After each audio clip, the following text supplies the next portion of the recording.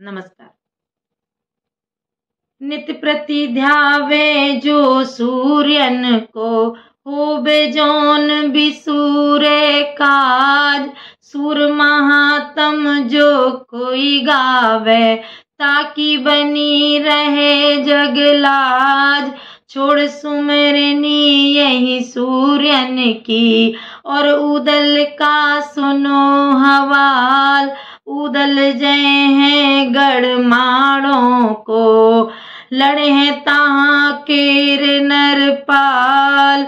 बरस बारही के उदल है, बांधे सबे जवान हथियार।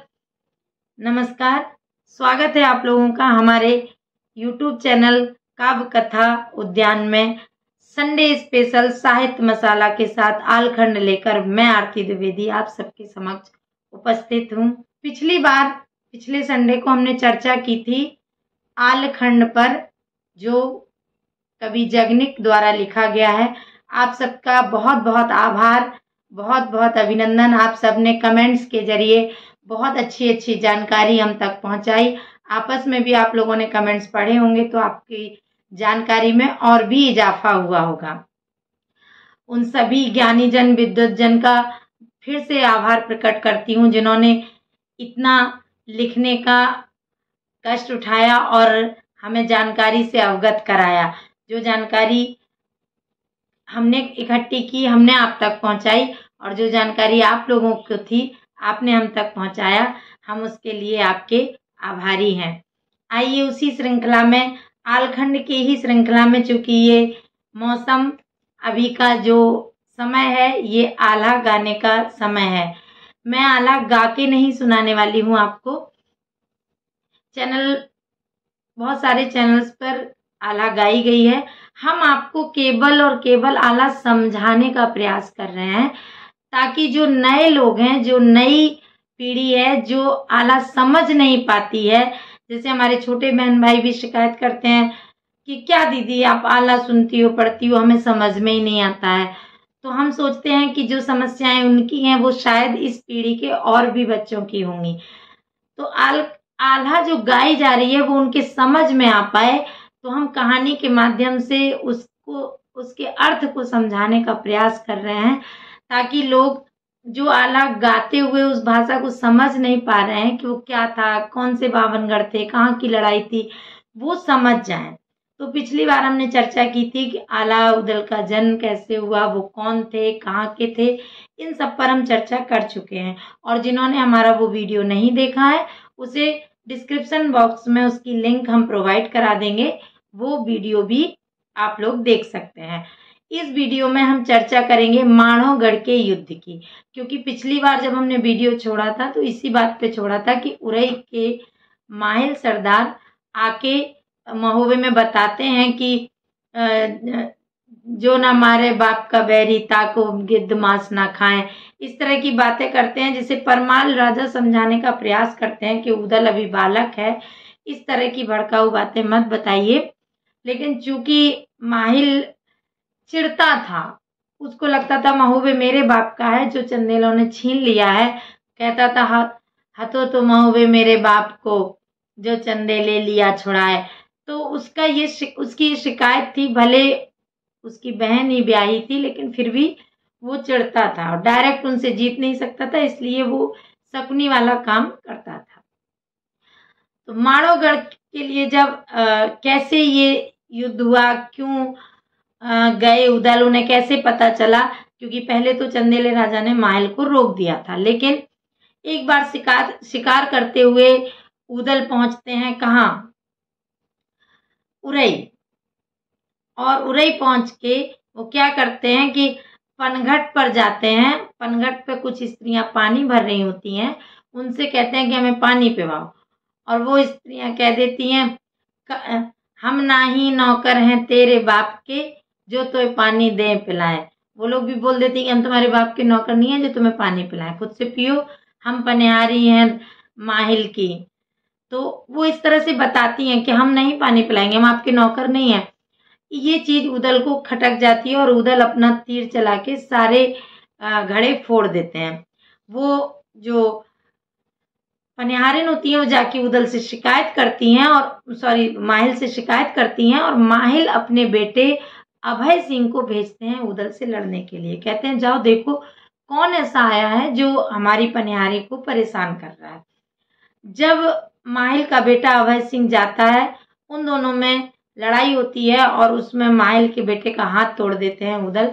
और वो आता है तो माहिल जब जाते हैं तो उससे बोल देते हैं डायरेक्ट गुस्से में कि यहाँ आके अपनी ताकत दिखा रहे हो, वहां तो कुछ नहीं कर पाए, जो तुम्हारे बाप की खोपड़ियां टंगी हुई हैं बरगद के पेड़ पे जो रो रही हैं कि हमारे बेटा समर्थ होंगे तो हम कुछ करेंगे। फिर वो बहुत पूछता है माहिल से, माहिल कुछ कुछ बताता है लेकिन पूरी बात नहीं बताता, और बस इतनी ही बात कह के छोड़ देता है कि वही लाइन के जो न मारे बाप का बैरी ताको मांस गिद्ध नहीं खाएं।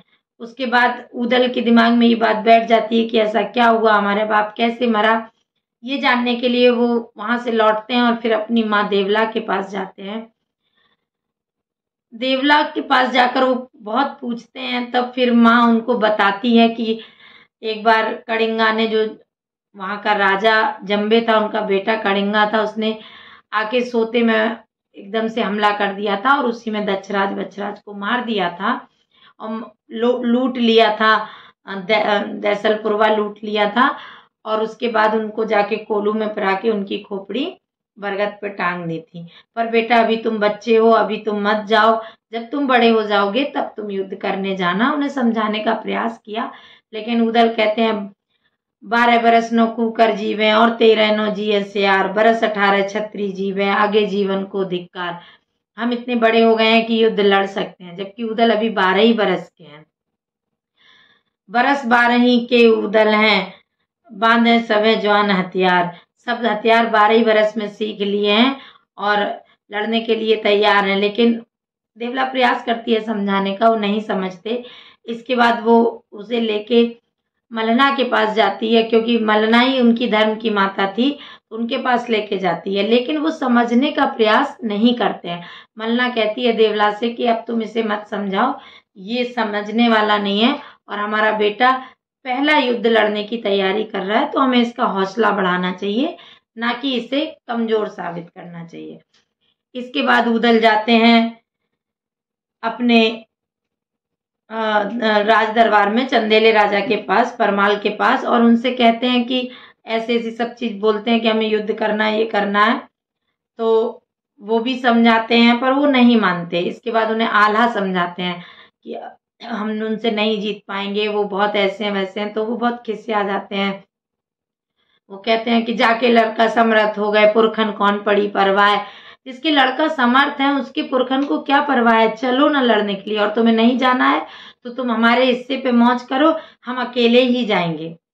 लेकिन वो नहीं मानते। तो माँ देवला और मलना वहां ढेवा को, सैयद को बुला के, और मलखान, आला, सभी लोग वहां जाते हैं। तो ढेवा और जो सैयद हैं वो समझदार होते हैं। सैयद बोलते हैं कि हमें ऐसे नहीं चलना चाहिए, वहां जाके पहले हमें वहां के बारे में जानना चाहिए। डायरेक्ट हम युद्ध करेंगे तो शायद हम ना जीत पाए, तो हमें क्या करना चाहिए कि हमें वहां का माहौल समझना चाहिए। और उस माहौल को समझने के लिए लोग योगी का वेश धारण करते हैं और योगी के वेश में पहुंचते हैं। तो कर गए कूच वो गढ़माणों को बाही नर्मदा के मैदान। नर्मदा के पार वो गांव, वो मतलब राज्य था माणो, वहां ये उसे आज शायद जो विजयगढ़ है उसी को माणोगढ़ कहा जाता था उस समय। विजयगढ़ जो नर्मदा तट के मिर्जापुर के पास है। वो पहुंचते हैं, लेकिन वहां रात में पार करने के लिए, नर्मदा नदी पार करने के लिए कोई साधन नहीं होता। तो वो बहुत छटपटाते हैं उधर, लेकिन फिर भी सैयद समझाते हैं कि रात बसेरा कर लेते हैं, सुबह कोई व्यवस्था होगी तो चलेंगे। रात रुकते हैं, सुबह देखते हैं एक धोबी आता है, उससे बोलते हैं कि हमें पार करा दो, तो वो मना कर देता है। वो कहता है कि नहीं, हम पार नहीं करा सकते हैं। तो पूछता है कि क्यों नहीं पार करा सकते आप, तो मना ही कर देता है कि नहीं, हम पार नहीं कराएंगे। तो आला कहते हैं लौट चलते हैं, पार नहीं हो पाएंगे, फिर कभी आएंगे। लेकिन उदल तैयार नहीं है लौटने को। उदल कहते हैं दुनिया लौटे धरती लौटे, लौट लौट जाए आसमान। दुनिया लौटे धरती लौटे, चाहे लौट जाए आसमान, बिना लड़े हम जावे नाही, चाहे तन छार छार हो जाए। हमारा जो तन है वो छार छार हो जाए, कट बोटी बोटी कट जाए, जो भी हो, पर हम बिना युद्ध किए बिना बदला लिए नहीं जाएंगे। आप लोगों को लौटना है तो आप लोग लौट जाइए, हम नहीं जाएंगे। तो सैयद उस धोबी से पूछते हैं कि ऐसा क्यों है, क्यों आप हमें पार नहीं कराना चाहते? तो बोले हमारे राजा ने घाट पार कराने से मना किया है। बोले क्यों मना किया है? तो बोलता है कि समरथ लड़का दक्ष राज के, माणों पे तोप लगई हैं आए, ताते करके मेरे राजा ने घाट की नाही दई कराए।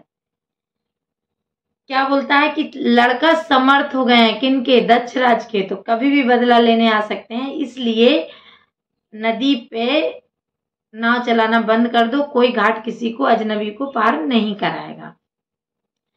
समर्थ लड़का दक्ष राज के, माणों पे तोप लगे हैं आए, ताते करके मेरे राजा ने घाट की नाई दई कराए। क्या किया कि घाट पार नहीं करना है। जैसे तैसे ये लोग मनाते हैं, वो करते हैं कि हम योगी हैं, श्राप दे देंगे, ये कर देंगे, तो वो जो धोबी होता है वो इन लोगों को पार करा देता है। फिर ये पहुंचते हैं, योगी का वेश लेके राज दरबार में पहुंचते हैं जम्बे के यहाँ। तो जम्बे इनको देखता है तो उदल के हाथ में सोने का कड़ा देख लेता है, तो कहता है कि तुम्हारे हाथ में सोने का कड़ा है और तुम कह रहे हो तुम योगी हो, भीख मांग के खाते हो। तो अब उनको सैयद बात को घुमाता है और सैयद कहता है कि हम तो मांग के खाने वाले योगी ही हैं। मांगत मांगत गढ़ महु बेनो, योगी जाए पहुंच गए जाए, वहां का राजा चंदेले है, सुवर्ण गहना दिया गढ़ाए। क्या किया? महुआ के राजा ने, वहां की रानी ने हमें ये सोने का गहना, सोने का कड़ा दिया है, हम तो योगी हैं। महुए का नाम सुन के वो गुस्सा आ गया, छटपटा गया, लेकिन वो फिर उस पर नजर रखता है, उसको उन लोगों को कुछ भीख दान दे के छोड़ देता है। वो लोग अपना गांव किनारे नाच वाच करते हैं। तो रानी जो होती हैं, कुशला रानी नाम होता है जम्बे की रानी का, उनकी बेटी होती है बिजमा। बिजमा और कुशला उन योगियों को नाचने के लिए बुलाती हैं और वो लोग नाच करते हैं। तो बिजमा जो है वो उदल पे मोह जाती है, उदल भी उन पे मोह होता है और दोनों बेहोश हो जाते, मतलब उदल बेहोश हो जाते हैं। तो रानी बोलती है कि ये कोई छत्री का लड़का है, योगी नहीं है, हमारी बेटी पे को देख के ये बेहोश हो गया। तो सैयद बात संभालते हैं कि 4-5 दिन से खाना नहीं खाया है, भूखा है, इसलिए बेहोश हो गया। बिजमा इस बात को ये करती है और माँ से आज्ञा लेती है कि मैं इस योगी को ले जाके भोजन करा देती हूँ। माँ आज्ञा दे देती है। पहले तो माँ गुस्साती है कि मैं अपने कड़िंगा बेटे को बुलाऊंगी और तुम सबको मरवा दूंगी। तो सैयद धमकी देता है कि अगर कुछ भी किया तो हम श्राप दे देंगे और आप लोग यहीं भस्म हो जाएंगे। तो डर जाती है बिजमा, उसको लेके जाती है उदल को अपने उसमें, और बिजमा पहचानती है कि वो उदल है। तो बिजमा कहती है कि कैसे तुम यहाँ योगी बन के आ गए हो, और तुम्हारी तलवार कहाँ है, तुम्हारी बैंदुला घोड़ी कहाँ है, तुम योगी बने क्यों घूम रहे हो, तुम तो इतने बहादुर बेटे थे। कहती है कि कैसे योगी बन गए हो तुम, कहाँ पर छोड़ धरी तलवार, कहाँ छोड़ दई बैंदुल तुमने, साची कह दो पिया हमार। वो कहती है कि सच सच बताओ कि क्या हुआ है। उदल कहते कौन पिया कौन उदल हम नहीं जानते। तो गुस्सा आ जाती है कि नहीं बताओ, कि सच नहीं बोलोगे तो मरवा देंगे। फिर उदल मान जाते हैं। उदल कहते हैं कि तुमने हमें पहचाना कैसे, कैसे जान गई तुम कि हम ही उदल हैं। तो बिजमा बोलती है कि एक बार सरहुज में हम मिले थे। सिरहुज में जो माहिल का बेटा अभय सिंह है वो सिरहुज में ब्याह था, वहां हम भी गए थे और तुम बाराती बन के आए थे। माहिल बेटा अभय सिंह जो सिरहुज में ब्याह आए, बने बराती तुम आए थे, हम भी वहीं मिले थे आए। वो बताती है कि हम वहीं मिले थे आके। और पहचाना कैसे कि जब कलेवा पे तुम कलेवा करने दूल्हा के साथ आए थे, तो हम लड़कियों ने जब कुलचा, बुंदेलखंड में होता है कि पहले मजाक मजाक में से कुलचा मारती थी जो साली आली होती थी। अब तो इस तरह की प्रचलन कम हो गया है, लेकिन उस समय रहा होगा। तो वो बताती कि जब हमने कुलचा मारा तो हमारा कंगन तुम्हारे गाल पे लगा था और उसका निशान तुम्हारे गाल पर अभी भी दिख रहा है। इसका मतलब कि तुम जो वहां आए थे तो हमने तुम्हें वहां जो देखा था, उसका निशान जो तुम्हारे गाल पे है उससे हमने तुम्हें पहचान लिया। तो अब हम इंतजार कर रहे हैं कि कब हम महोबे के रूप देखेंगे, कब अपनी सासू देवला को देखेंगे, मलना को देखेंगे। हम तुम्हारे साथ ब्याह का इंतजार कर रहे हैं, तो तुम हमें कब ले चलोगे। तो बोलता है कि हम यहाँ से अपने बाप का बदला लेंगे और इस तरह चढ़ाई करेंगे, उसके बाद हम चलेंगे। और इस मोह में, प्यार के लोभ में आके बिस्मा अपने उसका पूरा हाल, उसको सारा भेद बता देती है। वो बताती है कि जो कड़िंगा मेरा भाई है वो बहुत ताकतवर है, उसको महादेव का वरदान है कि उसकी खून की बूंद नीचे गिरेगी तो फिर से कड़िंगा तैयार हो जाएगा। इसलिए उसको जब मारना तो गला ऐंठ के मारना। वो अपने भाई को मारने का उपाय बता रही है। उसके बाद वो बोलती है कि बमुरी का बन है बबूल का, उसको कटवा के उसे मैदान बना के वहां लड़ाई करना। और हमारा किला जो लोहिया है, लाख का बना हुआ है, इसमें आग लगवा दो। लोहे का दिखता है लोहागढ़ का किला, पर वो लाख का बना हुआ था। तो बोले इसमें आग लगवा देना तो ये अपने आप ही पिघल के खत्म हो जाएगा। और इस तरह से बिजमा से गंगा की सौगंध लेके उदल बिजमा के साथ और चले आते हैं सारा भेद लेके। उसके बाद ये लोग चढ़ाई करते हैं। चढ़ाई करते करते जम्बे के छोटे बेटे सूरज को उदल मार देते हैं। उसके बाद उसका बड़ा बेटा कड़िंगा हाथी पे सवार होके आता है। और ये वही हाथी है जो दक्ष राज का है। जब दक्ष राज को मारा था तो ये हाथी छीन लिया था। और उदल को कड़िंगा हाथी पे बैठे बैठे बांध लेता है और हाथी को घसीटता है कि हाथी के सामने डाल देगा। लेकिन उसी समय आल्हा देवला को लेके पहुंचते हैं कि वो हाथी उदल को मार देगा, माँ आप चलिए। तो देवला जाती है हाथी को और हाथी को याद दिलाती है कि इससे अच्छा तो तुम मर जाओ, तुम्हारे मालिक का बेटा है और तुम मालिक के लिए खड़े हो। तो देवला को तो हाथी पहचान लेता है, उदल को तो कभी देखा नहीं था और वो उदल को छोड़ देता है, मारता नहीं है। साथ में उदल की तरफ से ही बहुत लोगों को कुचलने का प्रयास करता है। और इस बीच में उदल और आला कड़िंगा का गर्दन ऐंठ के उनको मार देते हैं। और कलंगा मतलब जो राजा कड़िंगा जो जम्बे का बेटा होता है, तो राजा जम्बे का जो किला माड़ोगढ़ में होता है उसे ये लोग जीत लेते हैं। लेकिन तब तक इधर लड़ाई चल ही रही होती है, जीत गए हैं। लेकिन माहिल जाके मलना को बोल देता है कि वहां सब लड़ाई हार गए हैं, सारे लोग मारे गए हैं, कोई नहीं बचा है। और अब तुम ऐसा करो कि अपना जो यहाँ का राजपाट है वो हमारे बेटे के नाम लिख दो। तुम हमारी बहन हो, तुम्हें हम बहुत अच्छे से रखेंगे, प्यार से रखेंगे। वो बहुत रोती हैं, बिलखती हैं, सारी रानियां रनवास में इकट्ठी हो जाती हैं। लेकिन तब तक वहां से एक हरकारा आता है, रूपन सिंह, रुपना जिसका नाम होता है। रुपना आता है, कड़िंगा की मुंडी लेके उनको मलना को भेंट करता है और माहिल पे तलवार निकालता है तो माहिल वहां से भाग जाता है। ये लोग युद्ध जीत जाते हैं। युद्ध जीत के उदल पहुंचते हैं बिजमा के पास। और बिजमा क्या करती, उस हाथी का नाम क्या था जो मारा था, उस हाथी का नाम भी बता देती हूँ, बंसावत हाथी था। कभी आप लोग आला सुनेंगे तो नाम आएगा बंसावत हाथी। उदल पहुंचते हैं बिजमा के पास। बिजमा अपना ब्याह का प्रस्ताव रखती है कि कब ले चलोगे मुझे महोबे में, हम इंतजार कर रहे हैं, बारात लेके आओ या ऐसे ही हमको ले चलो वहां विवाह करके। लेकिन मलखे इस विवाह से मना करते हैं कि नहीं, हम बैरी की लड़की की से विवाह नहीं करेंगे, ये अपने ही पिता को धोखा दी, सारा भेद हमें बताई, ये विश्वसनीय नहीं है, हम नहीं विवाह करेंगे। तो जब उदल नहीं मानते तो धोखे से मलखान बिजमा की गर्दन काट देते हैं और वो वहीं पे मर जाती है। लेकिन मरने से पहले वो मलखान को शाप दे देती है, जैसे मारो मोए धोखे से वैसे ही मरे हो तुम मलखान, भरी जवानी हम जो मरे हैं, तुम भी मरे हो बीच जवान। तो तुम भी उसी जवानी में मरोगे जैसे हम मर गए हैं, और तुम्हारे साथ भी कोई नहीं होगा उस समय जैसे मेरे साथ कोई नहीं है और मैं मर रही हूँ। उदल रोने लगते हैं, उदल पूछते हैं कि अब तुम जा रही हो, अब के मिलन कब होंगे। तो वो बताती है कि अगली बार हम मोतीमल की बेटी होंगे और हमारा नाम फुलवा होगा।